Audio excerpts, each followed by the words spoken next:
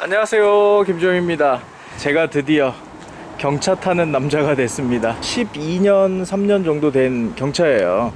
근데 제가 여러가지 차를 컬렉션하기도 하고 그렇긴 하는데, 사실은 그냥 일상의 발로 타는 보통의 차들에 대해서 뭐 어떤 고성능의 차가 돼야 된다든가, 아니면 비싼 차여야 된다든가, 슈퍼카여야 된다든가, 이런 생각을 전혀 안 하는 사람이에요. 그냥 컬렉션하는 차는 컬렉션하는 거고, 이런 때는 그렇게 하는데요, 그게 아니라 자기 목적에 맞고 사용하기 편하고, 또 일상으로 타는 거라면 연비도 좀 좋고, 그리고 트렁크 스페이스도 조금 있어서 뭔가 집어넣을 수도 있고, 이러면 되잖아요. 그래서 타고 다니던 큐브가 CVT가 고장이 났습니다. 그래서 삼지막한 거 새로 하나 구해야 되겠다 생각을 했는데, 무려 북해도에 사는 친구가 야, 이거 경차 주행거리도 한 20만 킬로 되고 뭐 가치도 거의 없는 차긴 하지만 네가 그냥 편하게 탄다고 하면은 주겠다라고 해서 오늘 받아오게 됐어요. 다이하츠 무브라는 2007년식 차인데요, 조금 자세히 볼까요? 다이하츠 마크가 들어있는 프론트의 모습만 보면, 이렇게만 보면 크기를 제가 말씀드리지 않으면 커다란 SUV를 생각하실 수도 있죠. 근데 되게 경차들이 앞뒤에 길이 제한이 있으니까 이렇게 옆에서 보면 범퍼 있는 데가 거의 일자처럼 보입니다. 앞에 눌린 듯한 느낌이 들어요. 이거는 독특하게 A필라가 쭉 밑으로 계속해서 나오는 형태로 만들어졌네요. 도어미러에 이렇게 램프까지 들어있네요. 경차인데 너무 귀엽습니다. 도어 핸들도 바디 컬러와는 다른 색상이 적용되어 있고요. 휠은 알루미늄 휠이나 이런 거 아니고 일반 우리 깡통 휠이라고 말하는 휠에 위에 커버가 씌워져 있네요. 자, 뒤쪽 보면 위에서 아래까지 이렇게 일자로 내려오는 테일 램프가 적용되어 있습니다. 이런 거 SUV 형태, 원박스 형태의 차에서는 지금 상당히 많이 사용이 되죠. 그리고 뒤쪽도 이렇게 와이퍼가 있습니다. 또 스탑 램프도 이렇게 위쪽에 하나가 있네요. 일반적인 구성을 다 가지고 있습니다. 경차기는 하지만 옆에서 보면은 역시 공간 활용을 최대화해야 되니까 거의 일자처럼 보이는 사이드 패널이에요. 그래도 위쪽이 넓으니까 머리 헤드 쪽, 헤드룸이라고 우리 부르죠. 헤드룸이 높으면 그러면 차가 엄청나게 여유 있는 공간을 가진 것처럼 느껴집니다. 그리고 특히 이제 요 A필러, 윈드실드가 있는 A필러, 이 부분이 지금 이거는 꽤 많이 누워있는 형태인데요, 이게 똑바로 쓰는 만큼 사실은 더욱더 차가 넓게 보여요. 그러니까 디자인할 때 그런 것들이 좀 반영되면 좋습니다. 이렇게 얘는 특징이 하나 있어요. 다시 한번 볼게요. 이 키에 비밀이 숨겨져 있는데요, 이렇게 멀리 오면 자동으로 잠기는 소리 들리셨죠? 가까이 가면 스마트 키처럼 다시 이렇게 열립니다. 이런 것도 편하게 돼 있어요, 경자동차인데도 불구하고. 자, 실내 보시면 되게 귀엽죠? 센터 쪽에 미터류가 있고요. 그리고 센터 패시아 아래쪽에도 이렇게 되게 예쁜 디자인입니다. 여기 보시면 플로어 쪽에 분리하는 것들이 없어서요, 왼쪽 오른쪽 이동도 좀 편하고요. 그 다음에 오토매틱 트랜스미션 레버가 이 센터 패시아 쪽에 그냥 달려 있어서 아래쪽에 거추장스럽게 좌우 이동을 제한하는 그런 요소가 없어졌습니다. 이게 SUV라든가 이런 데 꽤 많이 쓰이는 스타일이죠. 그거는 이제 플로어 내부에서 이동을 편안하게 해야 되니까. 그리고 미터류는 이렇게 가운데 쪽에 있고요. 이렇게 이제 컵 홀더들도 잘 돼 있습니다. 그리고 여기도 역시 컵 홀더가 하나씩 있고요. 예전에 탔던 큐브는 요 아래쪽에도 컵 홀더가 하나 있었는데 그거는 없어졌네요. 그래도 여러가지 수납하는 스페이스들이 많이 보입니다.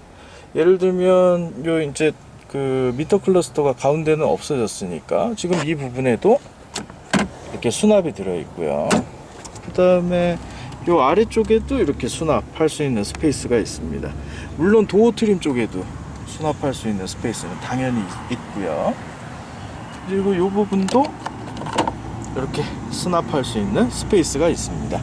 일본 차들이 수납할 수 있는 스페이스는 진짜 잘 만들어요.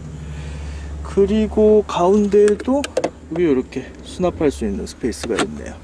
글로브 박스는 뭐 당연히 제대로 만들어져 있고요. 되게 이렇게 수납 스페이스들이 많습니다. 조그만 그리고 싼 경차인데도 이렇게 트위터 같은 것도 달려 있고요. 시동을 걸어보면 뭐 엔진 소리가 거의 안 들리는 정도입니다. 제가 한번 시동 걸어 볼게요. 자, 시동 걸어 보겠습니다.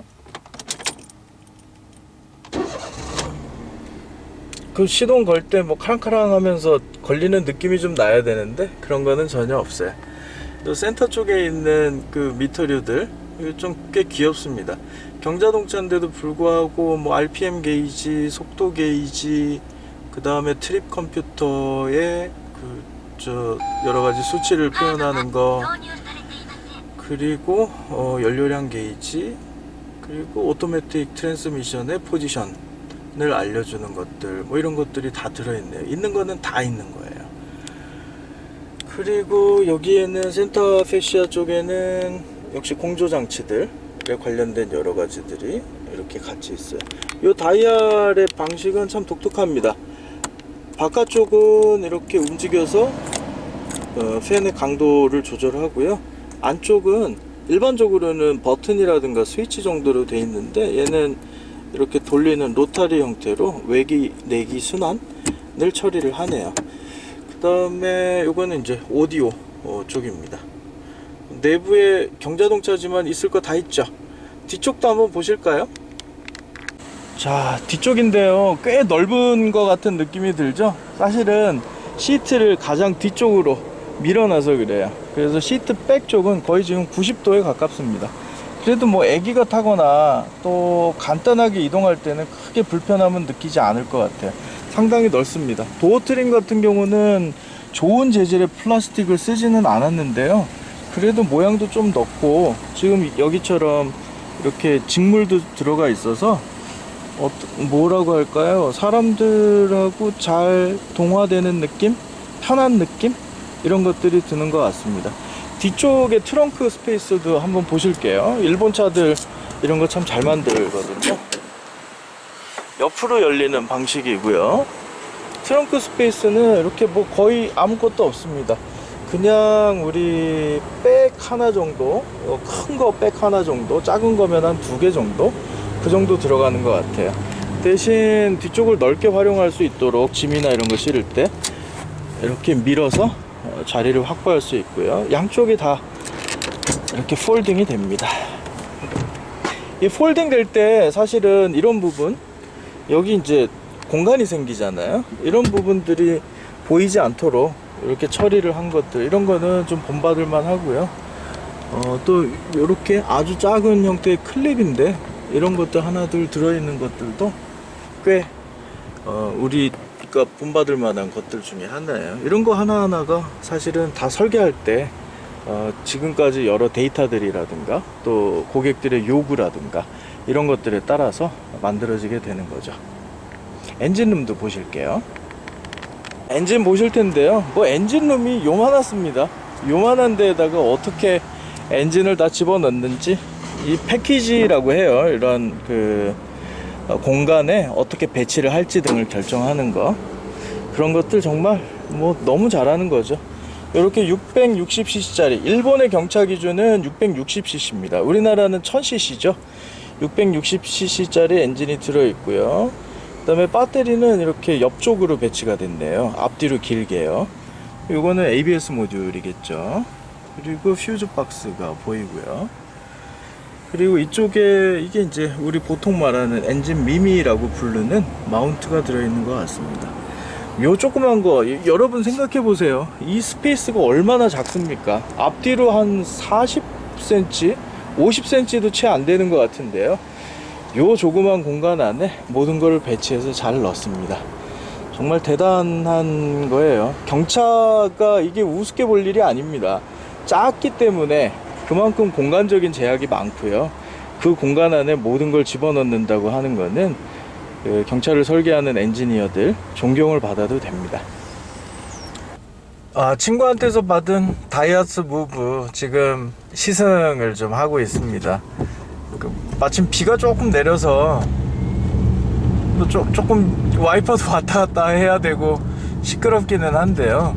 근데 제가 지금 한 3km, 4km 정도 운전을 하고 가고 있는 중인데 큐브랑 승차감이나 이런 게 뭐 별반 다르지 않네요. 큐브 같은 경우는 1400cc 엔진 달려 있고 우리 기준으로 보면 소형차 세그먼트죠. 그리고 지금 이 다이하츠 무브는 경차 세그먼트예요. 휠베이스라든가 이런 것들이 큐브보다는 조금 더 짧고, 그리고 차폭도 좁고, 타이어 사이즈나 이런 것들도 아마 큐브보다는 조금 작을 거예요. 이게 한 13인치 정도 될 것 같고, 또 큐브는 14인치가 기본입니다.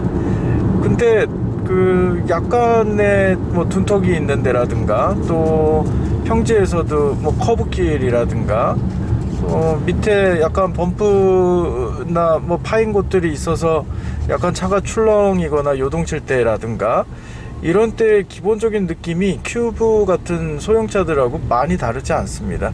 우리나라 경차 같은 경우도 뭐 많이 발전을 했죠. 스파크 같은 거 보면 뭐 정말 같이 옆에 타고 좀 장거리를 가본 적도 있는데 정말 차가 좋더라고요. 근데 지금 이 뭐 일본의 경차인 다이하츠 무브 같은 경우도 승차감이 뭐 보통의 소형차에 비해서 손색이 없습니다. 정말 실용적으로 탈 사람이라면 무브 같은 경차, 뭐 다른 스즈키의 경차라든가 또 우리나라의 경차 이런 것들도 뭐 괜찮지 않을까 생각이 돼요. 요 앞에 제가 좋아하는 차가 있습니다. BMW의 236이라는 차예요. 이게 많이 비싸지는 않지만 각진 스타일이라든가 또 앞으로 이제 한 20 몇 년 됐으니까 거의 이제 30년 돼 가잖아요. 그러면 앞으로 조금씩 가격이 상승해 갈 가능성이 있습니다. 주행거리 짧은 거나 이런 것들 한국에 있으면 그런 거는 미리미리 확보해 놓으시면 좋고요. 일본에서도 특히 이제 컨버터블이라든가 이런 차들은 가격이 약간씩 올라가고 있어요. 그냥 싸게 사면 300만원 돈? 요 정도까지 샀다가 요새는 한 600만원, 700만원, 800만원 정도까지는 올라간 것 같습니다. 한 더블 정도 올라간 거죠. 뭐 그건 그렇고 일단은 오늘은 제가 주인공이 아니고 다이하츠의 무브가 주인공이니까요. 여기 보세요. 센터미터도 시인성이 아주 좋습니다.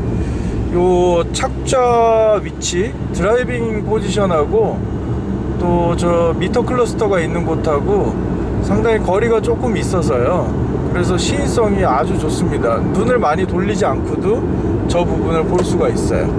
그리고 요 부분 뭐 그 트랜스미션 레버라든가 이런 거는 건드리는 부분은 아니니까요. 그리고 핸들의 위치나 이런 것들이 뭐 보통은 클러스터가 스티어링 휠 앞에 있는 차들을 주로 탔기 때문에 약간 조금 이상한 느낌은 듭니다. 가운데 센터미터 형태로 돼 있으니까. 근데 뭐 익숙해지면 이거는 괜찮을 것 같고요. 내부도 전체적으로 윈드실드의 각도가 상당히 많이 누워있는 형태라서 그래서 좁게 보일지도 모르겠다라고 생각을 했는데 아마 이 운전석의 포지션 자체가 약간 뒤쪽으로 가 있는 것 같아요. 보통 차들에 비해서. 그래서 압박감이나 이런 것들은 느끼지 못합니다. 엔진은 660cc를 가지고 뭐 해야 되니까 약간 날카로운 소리 이런 것들이 좀 나기는 하는데요. 그거 말고는 크게 뭐 불편한 점이라든가 거슬리는 부분은 없는 것 같습니다. 여기 도어미러 같은 경우는 엄청 커서요. 그래서 시인성도 상당히 좋고요. 꽤 괜찮습니다. 룸미러는 너무 좁아서 뒤쪽이 잘 안 보여요. 이거는 나중에 그 애프터마켓에서 파는 광각으로 보이는 걸 좀 달아야 될 것 같습니다. 이 룸램프 같은 경우도 뭐 잘 들어오고요. 제가 뭐 보통 차 타면은 가장 잘 쓰는 기능 중에 하나가 요 오토 라이팅인데요. 이거는 그런 기능이 없어서 조금 불편할 것 같아요. 그냥 손으로 돌려서 켜고 끄고 항상 그래야 됩니다. 저쪽에 스피커의 위치가 약간 위쪽에 있어요, 보통 차들보다. 그래서 음악을 틀면 약간 붕 뜨는 느낌은 듭니다. 뭐 경차에서 정말 고품질의 그 음악을 음질을 바라고 이러는 거는 아닐 테니까. 일단 지금 조금 타봤는데요, 이거 조금 타가지고 무슨 뭐 만족도가 어떠니, 뭐 차가 어떠니 이렇게 말하는 거는 말도 안 되잖아요. 근데 큐브를 계속 타고 다녔고 거기에 승차감하고 비교를 해보면 또 많이 나쁘지는 않네요. 그래서 뭐 합격점입니다. 앞으로 이거 계속 타고 다녀야 되겠습니다. 대개 일본이 자동차세는 우리나라하고 거의 비슷한 정도예요. 그리고 일본은 우리나라에는 없는 세금이 좀 있는데요, 그 중에 하나가 중량세라는 게 있습니다. 뭐냐면 2년마다 자동차 검사를 받을 때 자동차의 무게에 따라서 돈을 더 내게 되는 건데요, 뭐 만들어진 이유는 모르겠어요. 뭐 예를 들면 무거운 차는 도로의 파손에 더 많은 역할을 한다, 그러니까 돈을 더 내라, 이런 뜻인지 뭔지는 모르겠지만 우리나라에 없는 중량세라는 게 꽤 많이 나와서요, 그런 부분. 그리고 자동차세 같은 경우도 뭐 한 2000cc, 3000cc 정도 되면은 연간 한 60만원 뭐 이런 거 같습니다. 근데 지금 이 경차 같은 경우는 자동차세가 연간 만행, 그러니까 우리나라 돈으로 한 11만원, 12만원 그 정도밖에 안 되니까요, 상당히 저렴하죠.